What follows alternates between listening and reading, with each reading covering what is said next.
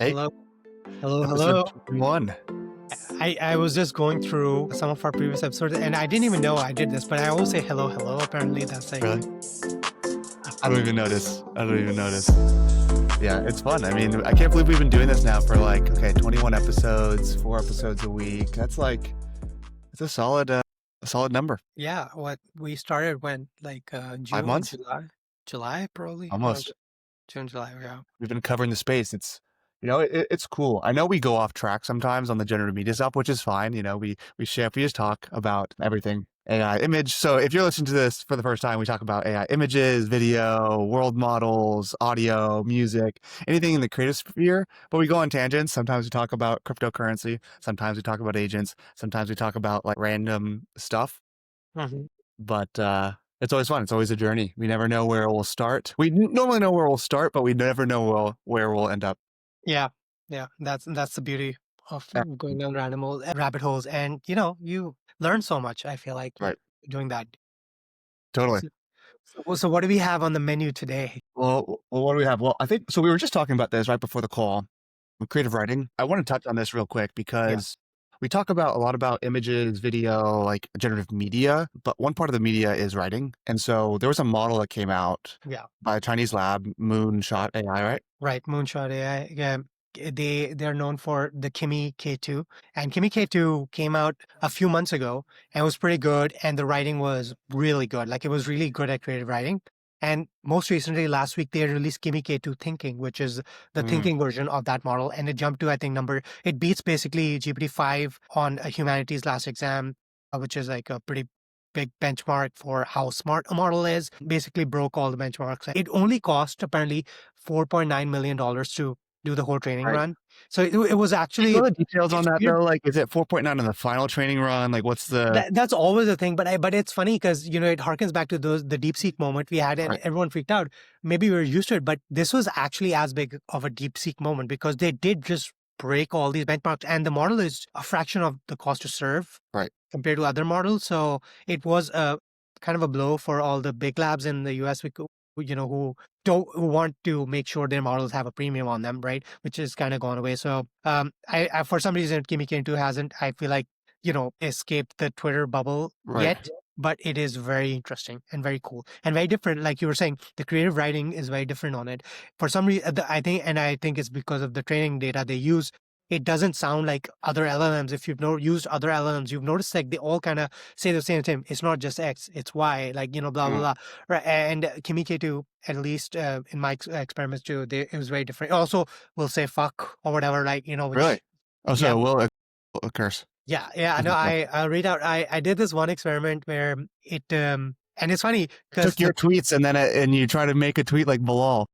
I just was like, just give me a hard hitting paragraph about, just someone, who needs to hear the bare truth. And this is what it tells me. Nobody tells you that the heaviest thing you'll ever carry isn't debt or disappointment. It's the weight of the person you could have been, standing right behind you, whispering in your ear every single day.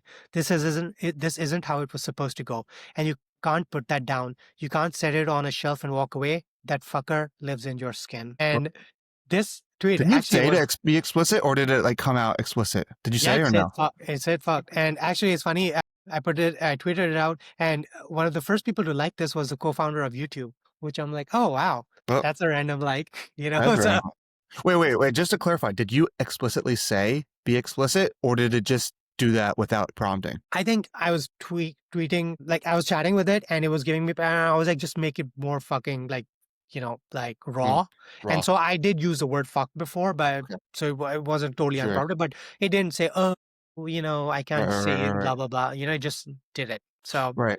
really So, cool. and I'm curious. So, obviously, creativity and writing is very qualitative, and it's hard to measure what makes writing good. Because if there was a benchmark Yeah. like what makes writing good, it would be easier to test for. Right. Was there something out there is there a benchmark that helps to do that? Is it like kind of a LLM arena type thing where you put KimiK2 on the left and ChatGPT and you have I preference? think I think there is a creative benchmark, but I honestly don't know how you would rank it. I mean, other than maybe users kind of selecting like LLM Arena style, like which paragraph is sounds better. Right. But because you're right, I mean, the creative writing is like very subjective. What's Hemingway to one person is like, Right. grows to another person. So it almost is so context dependent. Totally. So it's very hard to measure. It's the same thing with Jalpa. I mean, we try to make our podcast transcripts, sound amazing. But again, we have customers from who want to have professional podcasts to just, shooting this shit, like have a fun podcast. And so how do you, kind of capture both of those things in one? Totally. I mean, and it's hard. I mean, if you looked at our code, the prompts that we use to generate scripts is pretty in depth. And they have like these weird, they have cases where, if this, then that. And like, we just adjust that prompt based on certain things. And it's hard. Like we spend a lot of time prompting to get the current models that we use to a place that produces a engaging script that doesn't sound AI. And I think we actually do a pretty good job. I think Right, people have come and said that the scripts are actually generated really well right. for like realism. The thing that though I'm most curious about, and it goes back to this overall theme about models, always has been a debate between one model to rule them all versus, smaller, more specialized models. And I think like I'm pretty much now convinced, now more than ever. A few months ago, I may not have been, it might have been one model to rule them all. But I'm more so convinced that there's going to be a lot of different models Mm, because I think you have to make trade-offs. I think that's like the thing where you go and you like most people will use ChatGPT. Most people will go use Gemini or Anthropic's like Claude or Grok. And like you'll use those big model providers and they each kind of have a different taste. Like why does somebody go to yeah, Grok on X? Because it's a little bit more raw. It has access to Twitter, but that's not model level.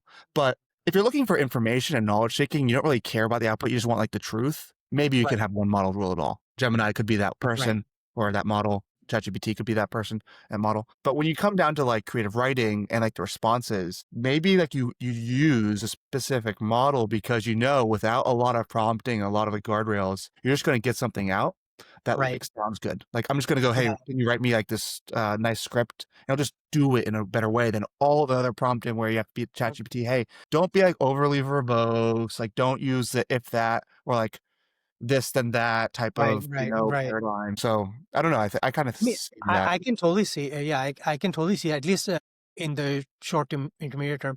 I guess where I'm a little hesitant is I'm like, what is a truly model that's AGI? For that model, why for a model to be like basically what we think is like that at that level, it should be smart enough that if I want an Aaron Sorkin model, I should just be able to give it an Aaron Sorkin script and it should just sound like Aaron Sorkin or a Martin Scorsese. So I wouldn't need to train it from scratch on that. It should just be able to with the enough just take the context and just switch.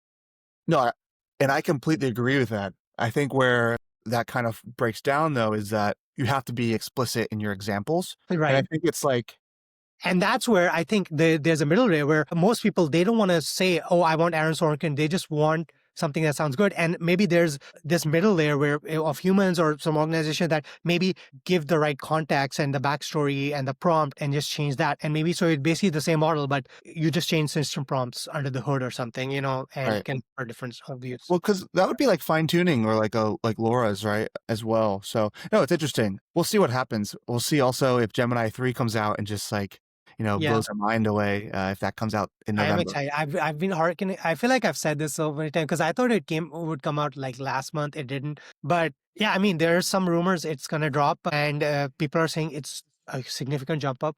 I hope so. As a Googleable. Also, we had GPT 5.1 come out, and it was a very weird release because they didn't really. Usually there's a lot of hype. Oh my God, OpenAI is gonna release a model, all that. And this one, I just found out after the fact. Like, oh wait, by the way, 5.1 came out today. I was like, what? Wait, when did that Right. happen? So I don't know. It's interesting Those how are, they can manufacture hype because like does OpenAI like how do you get the attention of all these people? You drip into like creators, like say, hey, like you leak some information, you put some hints. It's very interesting how like a few handful of companies can dominate the everybody's talking about if they yes. want to. Like they're good at that. Yeah, definitely, definitely. I think with OpenAI has kind of perfected the bot army. Like, I think they have obviously they have some of their employees are huge Twitter influencers, and that helps. But I also think they use the kind of almost like not bots, but like people kind of incentivize them to like share and hype because they get more likes and stuff. And they've kind of like somehow either stumbled upon or actually manufactured this sphere of people talking about OpenAI. And Right. I do think one good thing is it's gone it's way less now than what it used to be. I remember a couple of years ago, it was just every day, every week, we were just like, OpenAI is going to do this, blah, blah, blah. It was exhausting. And a lot of time it was just so unrealistic. But, um, Hmm, I think after 4.0, especially, a lot of hype has kind of diluted away. People now talk about Anthropic, they talk about Google, talk about, XAI, right. etc. And so I'm kind of glad that OpenAI has lost that mantle, at least Totally. partially. Totally. Yeah. And I mean, like earlier this week too, there was not OpenAI, but there was a company that raised, I think their Series B, like a $5 billion valuation. Actually, don't quote me on that number. It's a AI PowerPoint slide deck creator Oh, called Gamma, and right, it's interesting. They have 50 employees and raised a lot of money. I think they're at like $100 million in ARR at 50 employees, which is really impressive. right. And they're a creative tool. I've never really used it. I knew of it, but I don't know. Have you ever used Gamma? It's I a think I slide. saw the announcement. I do think they have a lot of customers. So maybe it's like enterprise, like decks, PowerPoints and stuff. Yeah, maybe globally too. But I just thought it was interesting just because it's a creative tool that I do hear some people like I love it. I went to a talk at Tech Mm, Week where this founder, that was like pretty much the first time I learned about the company when the founder was talking about it. And there were a decent amount of people in the audience that were like, oh, I love Gamma. But I tried it once last week and it just was like, I don't know. It just didn't feel like what I expected to feel when I was making a deck. I was like, oh, I sounds don't know. about right for most AI products, the hype and the what Yeah, people it's very actually do. interesting, but they were hyped up a lot. So check out if you're listening to this and you want to, use an AI tool to make a slide deck. Check out Gamma and let us know what it's like because if you like it, maybe we'll use it. Or if you just want to skip straight to the podcast part, which is the cool part, just use Jellypod. Yes, the thing that I'm wearing on my I mean, forehead. hey, slide deck's interesting. Jellypod slide decks. I'm not gonna give too much away, but stay tuned. Yes, yes, yes. Yes. Well, cool. Okay, so let's jump into the other thing. We talked about it in the Yeah. past. I want to talk about it again because I'm a fanboy of world models Mm-hmm. entirely. Marble, the world model by who's the so Marble Oh, the WorldLab. Fairfield? No, Yeah, Fairfield. right. Yeah. So Was there an update or what yeah, happened? so it was generally available. So it became GA, I think yesterday or today. It's, with a prompt, generate a world that you go and explore. Every pixel is rendered in kind of like real time, and you can walk Nice. around in a virtual world, whatever you'd like. What is their current model, or is it just more at the demo stage right now? Like how are they gonna? How are they gonna monetize? Yeah, I have no idea. I think they just raised a lot of money and they're just gonna do their research lab, yeah. and they'll figure that Right, part that out makes later. sense. You know? But I wonder, I feel like the utility one, obviously, a robotics environment. I mean, obviously, the videos that pop on social media will be going around in a castle and stuff. But I feel like that's just more of a novelty thing, and people will quickly kind of lose interest unless you integrate that to a game or a sharing thing. Yeah. Which probably I don't think at least this company would be focused on. They're more serious, I think, scientific kind of a company, so they're probably focusing more on the training. Right. I don't know. I mean, like, there's a lot of, like, I think this is a foundational layer of like a lot of Right. applications, whether that could be for physics simulations, if you can actually do that for like architecture or visualization. Like, I could see a huge utility in being able to, prompt uh, a world into like, hey, imagine what this new building looks like from the interior, Oh yeah, or that's imagine pretty going cool. back into time, or in the gaming industry, or in Hollywood, like storyboarding, rather than like storyboarding, like you can prompt a bunch of images and walk around as like, you're a set and you're the director versus building the set. But I would highly recommend checking it out. We did a That's cool. demo, I mean, that's actually a pretty sick use case because I remember I was apartment hunting and doing those virtual 3D tours of the apartment are actually pretty good. right? But imagine you can do that at a fraction of cost, but also just the whole apartment. You can walk from the apartment to the gym, to the living area, and just really get a feel for what it's like to live in that building. Or if you're building a house, going through room to room. So I mean, that could be pretty sick. Totally, totally. Yeah. I just love this stuff because I got into computers as a kid because of 3D modeling and like Blender and Unity and game building. And I just like see this Yeah. stuff and I'm just like, Yeah. wow, all I wanted to do as a kid was be able to build these cool worlds and like Well, this is sick. hammer around. That is it. Speaking of games, by the way, I don't know if you a Steam fan, but Steam Machine came out, which is so What is it? I haven't played a lot of Steam games, but it is they built a whole kind of like an Xbox like console. Like it's basically a PC, but like just for Steam. So it's got Steam operating system and can play not just Steam games. I think it can play like Cyberpunk 2077 and all the games, but it's like Interesting. optimized just for gaming. And if you look at the statistics, it's very interesting. Like Gen Z, especially, picking up socializing for gaming because they socialize through games now mostly. So, whether I'm not going to make a judgment on whether that's good or bad, but most kids, at least, they mostly talk to their friends through Discord or games now.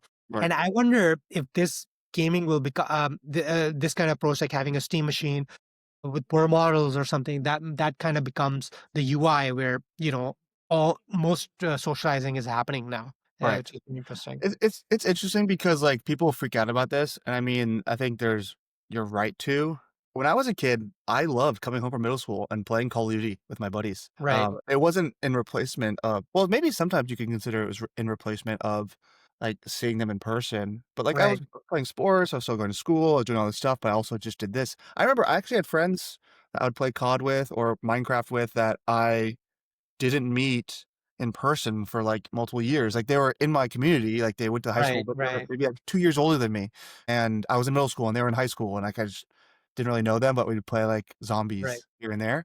right, But I don't know if if like this is the problem that I see is if the games are like Fortnite, Candy Crush, like highly optimized to be addictive right. and Yeah. like exploitive of children, bright colors, levels, season Hmm. passes, like all that kind of really bad stuff. That's like I just need to. It's a cliffhanger. I just need to do the next thing and just stay on. Yeah. Versus like play Minecraft for a little bit, which is naturally addicting, I think. And then like Portal was a great game I loved. Like Runes or Skyrim, a Right. GTA 5. I Right. love those games. Yeah. No, you're right. You're right. It's interesting. I mean, there's both elements to it, but I think that's a good point that a lot of like older people miss. They think just because you're playing games, you're not socializing, you're losing that. And but they're like you said, like you are socializing actually, it just in a different format. Now that comes with its own pros and cons, and that's another thing. I told my like what like I don't have an Xbox or a PlayStation. I don't play games anymore. I've always enjoyed them, and I get much more dopamine writing code, which is Mhm. so I turned to writing code versus playing video games. I think that's It's a new game. Yeah, yeah, basically. it's way more fun. It's like Legos. But I would play video games with my friends if I had a console, and I could see this in a more adult use case. Like I have friends all over the country, and I Yeah. think over the world, Right. hopping on like, hey, do you want on at 5 p.m. on a Friday? You're in New York, or you're in like a not a city that I'm in, but let's just like Right. get a beer, Well, play yeah. some COD, chat Exactly. on your headphones. I don't know. Well, I think it's for me, what's interesting is that even to this day, most of us think of our digital lives as secondary to our real lives, quote unquote, which is our physical selves, which going out and stuff. And then, oh, yeah, whatever we do on the internet, that's secondary.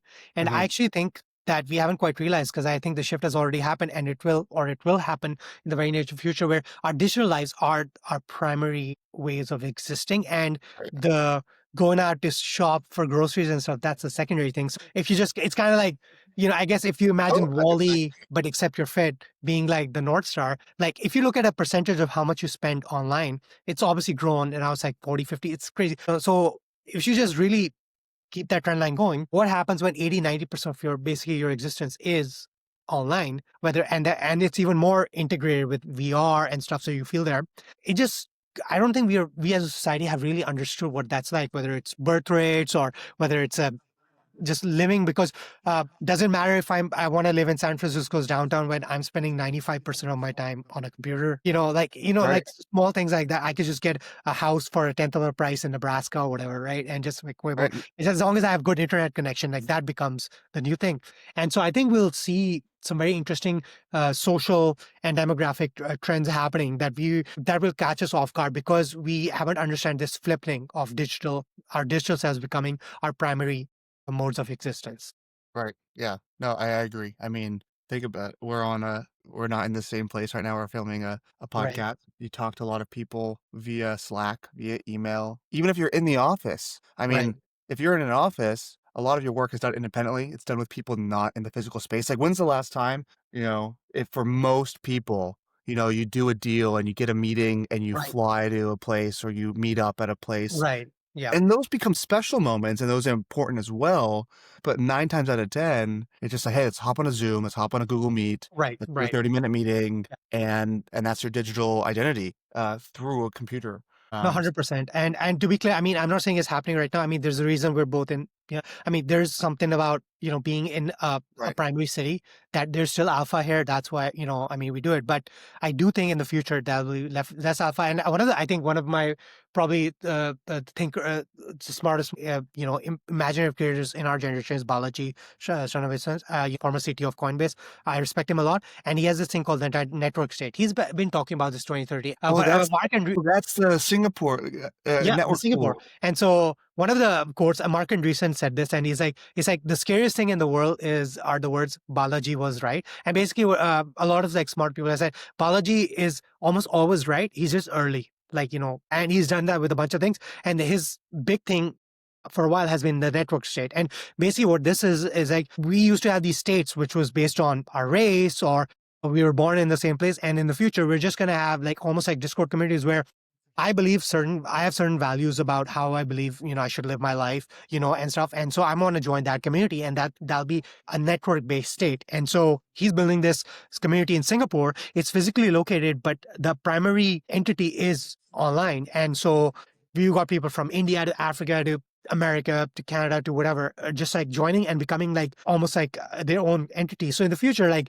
you can imagine, like I can become a citizen of Pakistan, right? And it's like we believe in creative media, expression. Maybe we share certain, values that are a mix of Western and Eastern, doctrines and stuff, and just come up with our own, like, almost pseudo religion, and be like, hey, if Right, you believe in this social contract and you like this country, quote unquote, join us. And right, if you don't, you're like, all right, I'm out now. I'm going to go somewhere else.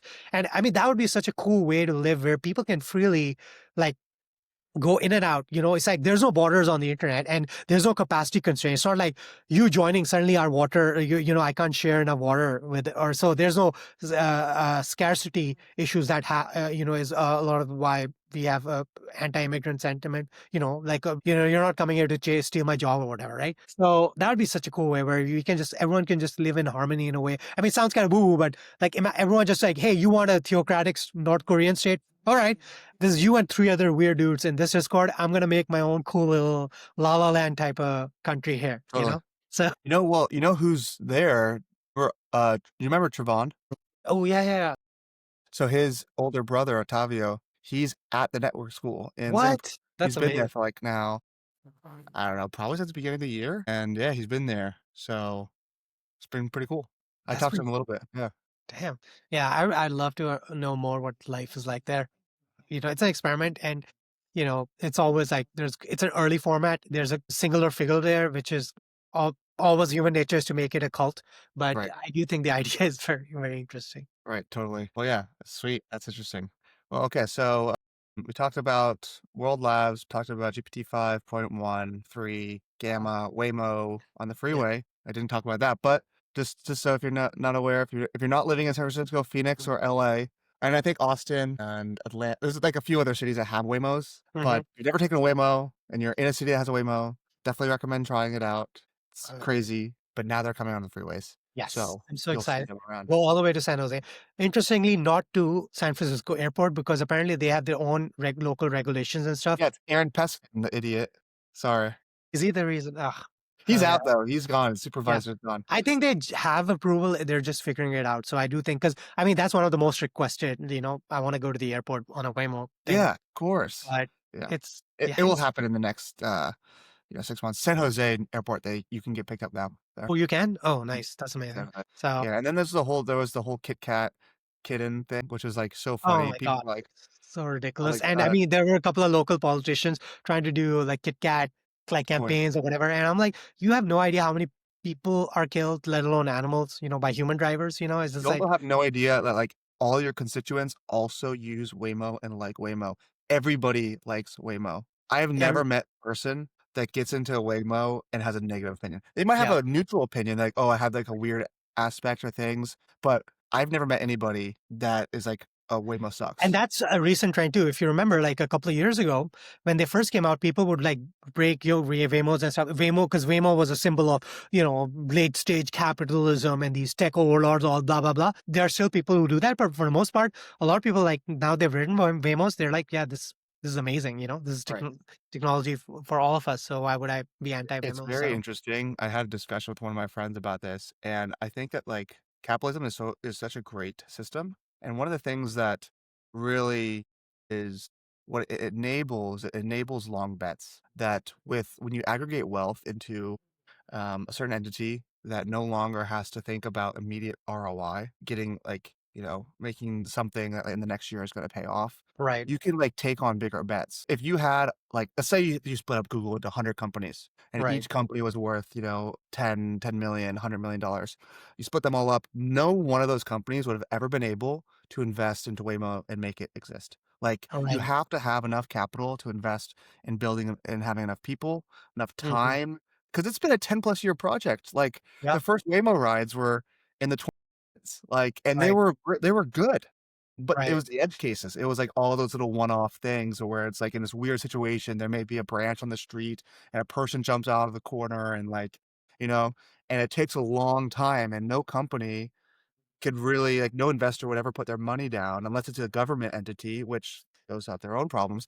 But, Right. like, you have to kind of be able to have money and take a long bet. So, yeah, Yeah. No, 100%. And I know, I mean, we're huge fans of Waymo, but I mean, apparently, Tesla's new FSD version is pretty right? amazing too. And I know they've started the robo taxi service in Austin, which And just no, in San Francisco too. It's here.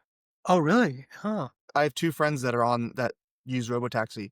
There's a long wait list. One of my friends, he was on the wait list for, like, 4 months before he got off. And my other friend, they have a Model Y. I don't know if it impacts if you have a Tesla or not. It seems like Right. it doesn't. But they do have a driver, right? I They have a mean, safety driver, but it only is there for if it needs it. right? Yeah. So and it's cheap. He said that it's Yeah. like a third to a quarter of the price of a Right. Waymo. They're definitely subsidizing that right now. But like, it's Well, I like mean back in the day, you could have like $4 Uber rides and stuff, and then when you see the VC money yeah, ran out. I totally. wish, now look back, I'm like, I wish I'd taken more Uber rides when we were in that era. It's so cheap. But yeah, yeah, yeah, yeah.